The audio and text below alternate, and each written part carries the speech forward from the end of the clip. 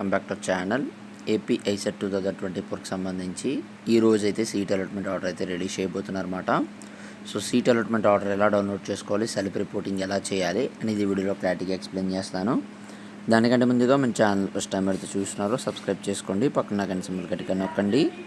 మన ఛానల్లో పెట్టి ప్రతి వీడియో మీకు అయితే నోటిఫికేషన్ కింద రావడం అయితే జరుగుతుంది. ఈ వీడియో కనుక నచ్చినట్లయితే లైక్ చేయండి, షేర్ చేయండి, కామెంట్ చేయండి. ఫ్రెండ్స్, వీడియోలోకి అయితే వచ్చేద్దాం. మీకు ఫామ్స్లో సీట్ అలాట్మెంట్ ఆర్డర్ అని అయితే కనిపిస్తుంది అన్నమాట. సీట్ అలాట్మెంట్ ఆర్డర్ మీద క్లిక్ చేసి మీ రిజిస్ట్రేషన్ నెంబరు, మొబైల్ నెంబర్ ఏదైతే ఇచ్చారో అది ఎంటర్ చేసి, లేదా డేట్ ఆఫ్ బర్త్ అయితే అడుగుతుంది, డేట్ ఆఫ్ బర్త్ అయితే ఎంటర్ చేసి సబ్మిట్ మీద క్లిక్ చేసినట్లయితే కనుక మీ మొబైల్ నెంబర్ ఏదైతే ఇచ్చారో ఓటీపీ అయితే రావడం అయితే జరుగుతుంది. ఓటీపీ ఎంటర్ చేసి వెంటనే లాగిన్ అయితే అయిన తర్వాత seat allotment order, self reporting అని చెప్పి అయితే రెండు ఆప్షన్స్ అయితే కనిపిస్తాయి అన్నమాట. సీట్ అలాట్మెంట్ ఆర్డర్ మీద క్లిక్ చేసేయండి. అలాట్మెంట్ ఆర్డర్ అని మీకు అయితే కనిపిస్తుంది అన్నమాట. అలాట్మెంట్ ఆర్డర్ మీద క్లిక్ చేసిన వెంటనే ఈ విధంగా అయితే రావడం అయితే జరుగుతుంది. ఇక్కడ మనం చూసుకున్నట్లయితే కనుక మీ డీటెయిల్స్ అనేది వచ్చేసి పైన వస్తాయి అన్నమాట. అలాట్మెంట్ ఆర్డర్ అని చెప్పి రావడం అయితే జరుగుతుంది. ఇక్కడ మీకు కింద చూసుకున్నట్లయితే కనుక ఎన్ఎస్ఆర్టీలో రావడం అయితే జరిగింది. ఎంబీఏ ఏ గ్రూప్లో అయితే వచ్చిందో చెప్తారు.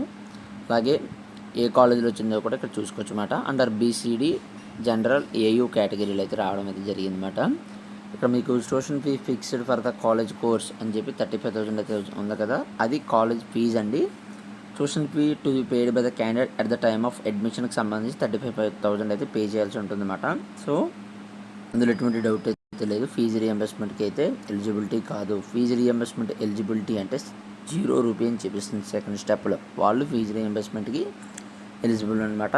ఈ విధంగా చెక్ చేసుకోవాల్సి ఉంటుంది. అలాగే ఇక్కడ క్యాస్ట్, మీది ఏ క్యాస్ట్ అయినా కానివ్వండి, ఇక్కడ సీట్ అనేది బీసీడీలోనే కాకుండా ఒక్కొక్కసారి ఓసీలో రావచ్చు, ఒక్కొక్కసారి ఎస్సీ కానీ ఎస్టీలో కానీ కూడా రావచ్చు. సో కంగారు పడాల్సిన అవసరం అయితే లేదండి. మీకు అయితే సీట్ అయితే కన్ఫర్మ్గా వచ్చింది. మీ క్యాస్ట్ అనేది ఎటువంటి చేంజ్ అవ్వడం అనేది కాదు అది. సో మీ ఆ కేటగిరీలో సీట్ అయితే వచ్చిందని చెప్పడం అన్నమాట.